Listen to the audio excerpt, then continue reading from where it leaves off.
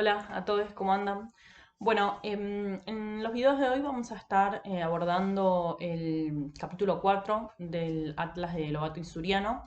En este primer video voy a intentar responder un poco las dos primeras preguntas de la guía vinculadas a, bueno, cuáles fueron las causas y consecuencias de la división de la UCR durante este periodo y por qué podríamos denominar a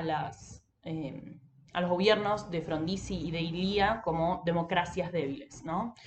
Que básicamente tienen, digamos, ambas preguntas tienen bastante conexión entre sí. Para ponernos un poco en tema, recordemos que para 1955 se lleva adelante un golpe de Estado al gobierno de Perón, al segundo gobierno de Perón, y este golpe de Estado va a estar llevado adelante o va a colocar, digamos, en el poder a Lonardi,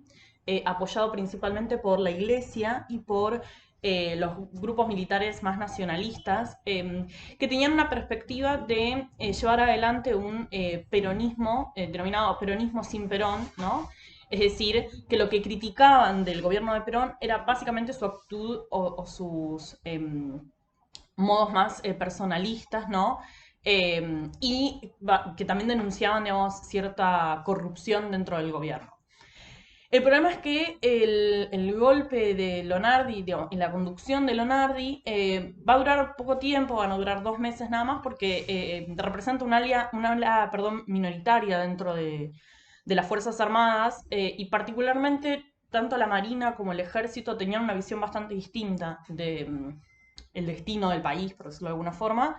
y que está vinculado más también a una política económica más de corte liberal, ¿no? A diferencia de Lonardi y de estos militares nacionalistas que pensaban en una economía con independencia económica, ¿no? Como venía sosteniéndose durante el peronismo. Por lo tanto, se va a conformar para noviembre del 55 una junta constitutiva nacional que va a deponer a Lonardi y que va a colocar al cargo de la presidencia a Aramburu. Aramburu va a profundizar aún más las diferencias entre los peronistas y antiperonistas. Es decir, que si ya a priori Perón en su gobierno fue cada vez más profundizando estas diferencias entre peronistas y antiperonistas, Aramburu va a profundizarlo aún más, siendo bastante estricto con la prohibición del peronismo. No solamente se va a prohibir los partidos peronistas, sino que también se va a prohibir la mención del nombre de Perón y de Evita en los medios de comunicación, y va a llegar a inclusive a fusilar un grupo de militares que para 1956 estaban planeando un levantamiento al general Valle, un grupo liderado por el general Valle. Bueno, como decía recién, ¿no? El peronismo va a ser proscripto, va a ser prohibido el uso de la palabra de Perón y de Evita en los medios de comunicación. También va a ser intervenida la CGT, la cual se va a dividir más adelante, pero de eso voy a hablar en otro video. Y desde el exilio Perón va a llamar a un poco una denominada resistencia peronista, ¿no? A resistir al que el peronismo establecido en la Argentina resista a esta avanzada de estos sectores militares más liberales, ¿no? ¿Qué es lo que sucede con respecto a la UCR? Para empezar a responder un poco a la primera pregunta. Bueno, la UCR en algún punto va a intentar ser la alternativa durante esta década, del 55 al 66, pero el problema justamente va a ser la división que va a sufrir la UCR de manera interna, principalmente vinculado a el apoyo o no que o la disposición, digamos, a dialogar que va a tener cierto sector de la UCR, liderado por Frondizi,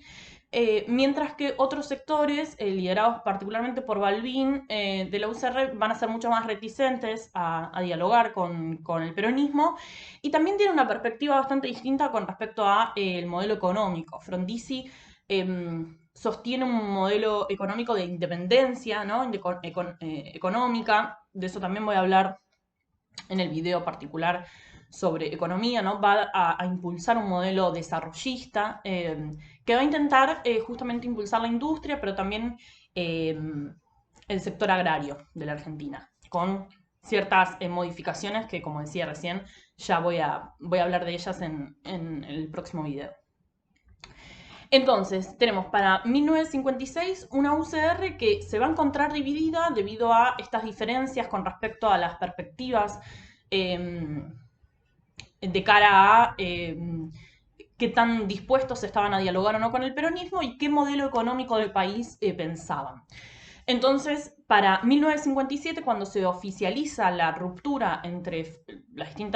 distintos sectores, como decía recién, liderados por Frondizi y por Balbín, la UCR se va a dividir entre la Unión Cívica Radical del Pueblo y la Unión Cívica Radical Intransigente. La UCR del Pueblo va a estar liderada por Balbín y la UCR Intransigente por Frondizi. El problema cuál va a ser, digamos, con respecto a esta división, es que justamente esta división va a impedir poder unir fuerzas para presentarse como candidatos, digamos, posibles o potables, por decirlo de alguna forma, en las distintas elecciones. Para 1957 se van a convocar a elecciones para elegir una asamblea constituyente, que lo que va a hacer es modificar la constitución de 1949, no sé si recuerdan que había modificado durante el primer gobierno de Perón. Se va a presentar la Unión Cívica Radical del Pueblo y la Unión Cívica Radical Intransigente, y si bien quien va a ganar las elecciones entre las dos uniones cívicas divididas va a ser la Unión Cívica Radical del Pueblo, la de Balbín, quien va a ganar realmente las elecciones para conformar esta asamblea constituyente es el voto en blanco, es decir, el voto peronista, porque recordemos que para ese momento los partidos peronistas están proscriptos, así que Perón desde el exterior había llamado a sus votantes a votar en blanco. Esta elección de Asamblea Constituyente es lo que le da la pauta a Frondizi de que claramente no tiene la capacidad de ganar las elecciones presidenciales por sí solo, sino necesariamente teniéndose que aliar con otros sectores. ¿Qué es lo que va a terminar haciendo para las elecciones de 1958? Frondizi se va a acercar al secretario de Perón, John Cook, para intentar negociar de alguna forma el apoyo del peronismo a su candidatura y, bueno, finalmente ganar las elecciones. Perón finalmente va a terminar eligiendo apoyar a Frondizi, básicamente porque dudaba, por un lado, del triunfo nuevamente del voto en blanco en unas elecciones presidenciales, y por otro lado también temía que si la victoria finalmente era de Balbín, que tuviera que reencrudecer, digamos, la posición opositora o la resistencia, digamos, peronista desde el exilio, y que, bueno, eso complicara un poco más las cosas. Entonces, finalmente, Perón termina aceptando, ¿no? digamos, el apoyo a Frondizi como candidato a presidente, y sorpresivamente Frondizi gana las elecciones con un 49% de los votos. Esta va a ser una gran crítica que va a recibir Frondizi por parte de la Unión Cívica Radical, que es que básicamente ganó con votos prestados. Es decir, lo que le van a criticar es que Frondizi no ganó por sí mismo, por la Unión Cívica Radical del Pueblo, sino que la victoria se debe principalmente al peronismo. El problema de cuando Frondizi gana, más allá de que obviamente gana con una gran cantidad de votos, digamos, y con el apoyo del peronismo, es que los militares básicamente van a desconfiar abiertamente de Frondizi, un poco criticando esto, ¿no? De que su victoria fue con votos prestados, pero también porque les preocupaba un poco esta digamos, característica medio nacionalista y este acercamiento tan profundo al peronismo. Entonces, Frondizi va a tener estas complicaciones. Por un lado va a ser cuestionado por la forma en la que consiguió la victoria a la presidencia, pero también va a tener, y esto es algo de lo que ya vengo hablando en los distintos videos con respecto a la política y el rol que tienen las Fuerzas Armadas en la política, es que el peso y el apoyo de los militares va a ser muy importante. Entonces, conservar el apoyo, o por lo menos que básicamente los militares lo dejen gobernar, ¿no? a los presidentes, va a ser tanto para Frondizi como Ilía un desafío bastante grande. Porque esto, tener una oposición importante en las Fuerzas Armadas o que básicamente conspiren abiertamente para derrocar a alguno de estos gobiernos es resulta bastante problemático para conservar la gobernabilidad. Bien, por su parte, Frondizi cuando gana las elecciones va a intentar cumplir con alguna de las promesas que había hecho o pacto que había hecho con Perón, básicamente vinculado a la liberación de ciertos presos políticos, obviamente no la amnistía, digamos, a Perón, ni tampoco va a poder dejar de proscribir al peronismo, pero sí habilitar o liberar a ciertos presos políticos, va a sancionar la ley de asociaciones, de la cual voy a hablar en el video sobre sindicalismo, y también va a dar un aumento de salarios bastante importante. Bien. ¿Cuál va a ser quizás el problema o el error, entre comillas, de Frondizi ya para 1962 en términos políticos? Bueno, por un lado va a ser un poco cuestionado porque él va a tener ciertos acercamientos en el contexto, digamos, internacional. Hay que pensar que estamos en plena revolución cubana y va a tener ciertos acercamientos, particularmente al Che Guevara, ¿no? Y a Cuba, y se va a ver obligado finalmente a tener que romper relaciones con Cuba, pero eso ya va a empezar a generar sospechas hacia dentro de las Fuerzas Armadas. Más allá de que, bueno, finalmente Frondizi cede, ¿no? Ante las presiones y esto termina rompiendo relaciones con Cuba. Pero el principal conflicto se va a dar para 1962, cuando hay elecciones provinciales y Frondizi va a permitir que el Partido de la Unión Popular, que es un partido básicamente peronista, se presente a las elecciones. La Unión Popular se va a presentar y va a ganar 10 gobernaciones, entre las cuales está una de las más importantes, que es la de la provincia de Buenos Aires. Eso finalmente va a generar aún más rispideces, digamos, o conflictos con las Fuerzas Armadas, y finalmente más allá de que Frondizi intenta anular las elecciones e intervenir las provincias electas, lo van a obligar a renunciar y finalmente lo van a enviar preso a la isla Martín García. Asumiendo el general Guido, o sea, es decir, las Fuerzas Armadas van a volver a intervenir en el gobierno, van a deponer a Frondizi, enviarlo a la isla Martín García y van a colocar al general Guido como presidente de facto, digamos, de la nación. Quienes van a tomar el control del gobierno durante este interregno del general Guido como presidente van a ser los sectores más antiperonistas del gobierno, quienes van a, bueno, prohibir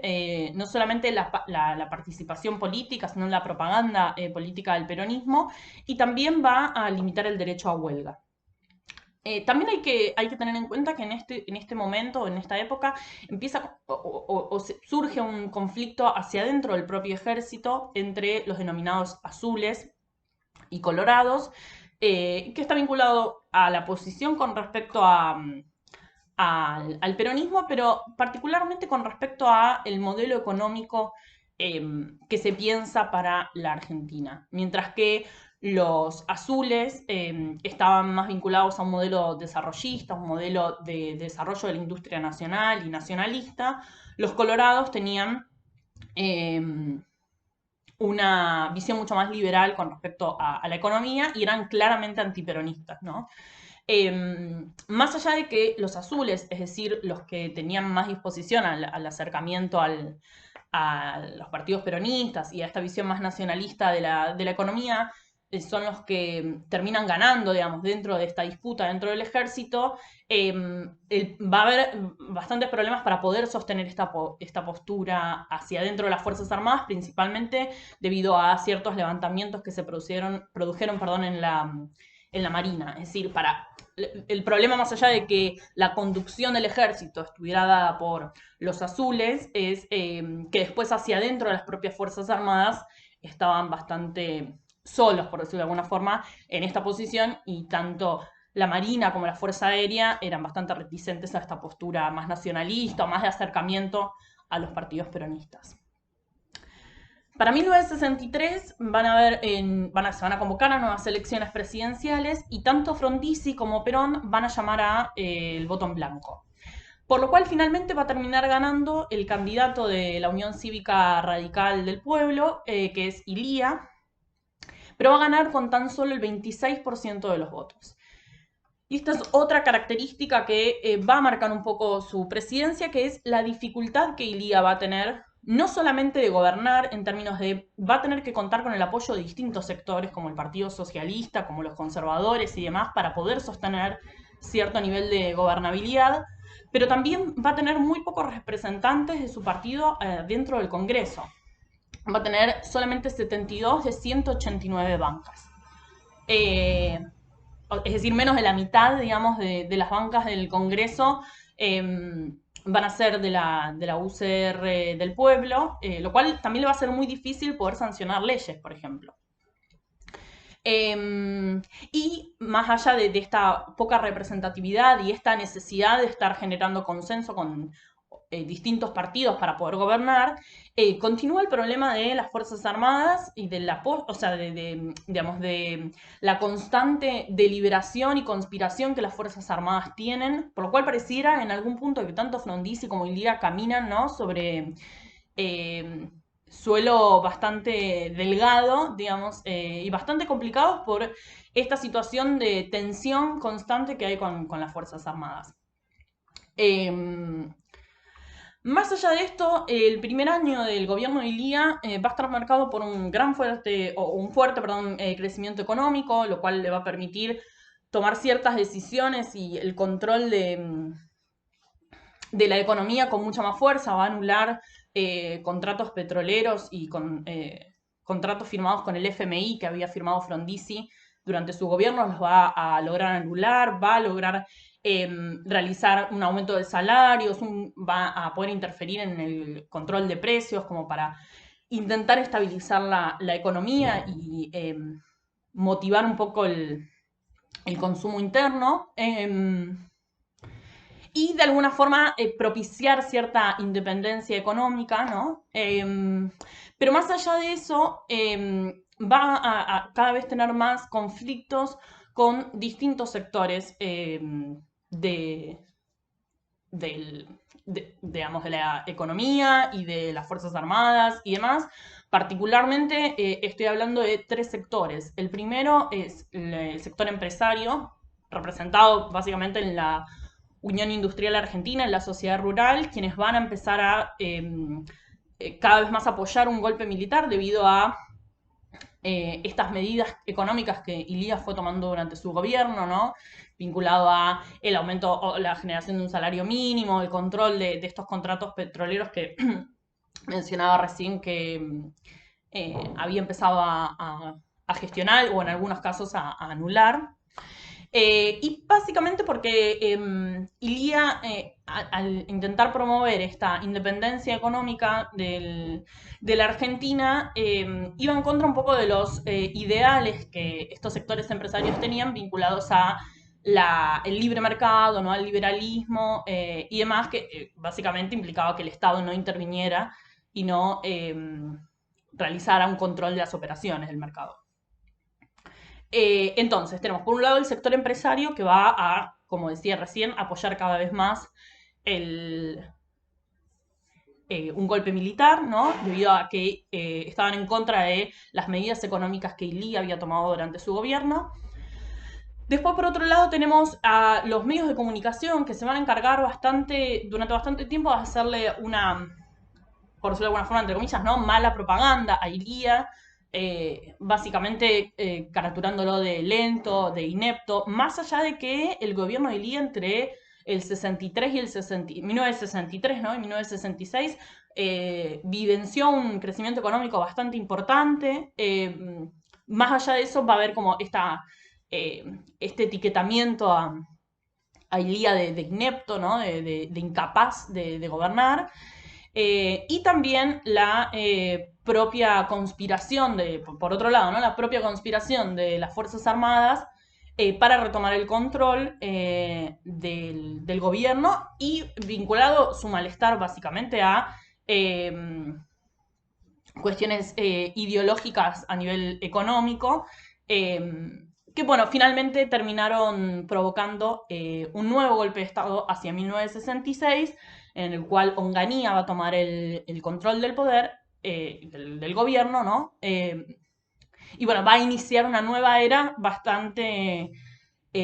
cruda en términos de represión y de proscripción. Entonces, para concluir y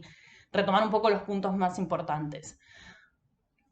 Este periodo 1955 a 1966 nos encuentra con una UCR que está dividida, ¿no?, entre la UCR del pueblo y la UCR intransigente, debido a motivos de perspectivas económicas, pero también particularmente con respecto a la posición con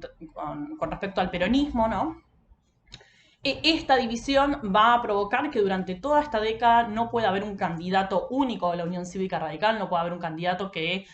junte la suficiente cantidad de votos para poder ser electo, sin necesidad de recibir el apoyo de otros sectores. Tanto es el caso de Frondizi, que necesita el apoyo del peronismo para poder ganar las elecciones, como de Ilía, que gana con solamente el 26% de los votos y que luego va a necesitar hacer ciertas concesiones o acuerdos con distintos sectores políticos para poder gobernar, y que va a tener bastantes dificultades hacia dentro del Congreso con la poca representación del partido que tiene. Y tenemos, bueno, como decía recién, unas democracias, tanto las de Frondizi como la de Ilía, bastante debilitadas, básicamente no solamente por este conflicto interno de la UCR, ¿no? Y la cuestión de la representatividad y la legitimidad, digamos, digamos, la elección de un gobierno con, por ejemplo, en el caso de Ilía, ¿no?, con esta cantidad de votos y demás, sino que el mayor problema de esta década también, junto con esta crisis democrática, es el rol de las Fuerzas Armadas y esta conspiración abierta y constante que tienen las Fuerzas Armadas hacia estos gobiernos democráticos, y que básicamente también nos muestra una era o una época en la que las Fuerzas Armadas representaban de alguna forma la solución ante cualquier crisis institucional. El punto culmine, digamos, de esta época va a ser justamente el golpe de Estado de 1976. Pero comienza a haber como una serie, la sociedad civil comienza cada vez más a mirar a las Fuerzas Armadas como el lugar que da respuesta a estas crisis institucionales, en vez de quizás tener una resolución mucho más democrática. Entonces, estos van a ser los principales conflictos, y que finalmente van a terminar con un nuevo golpe de Estado en 1966 llevado adelante por Onganía.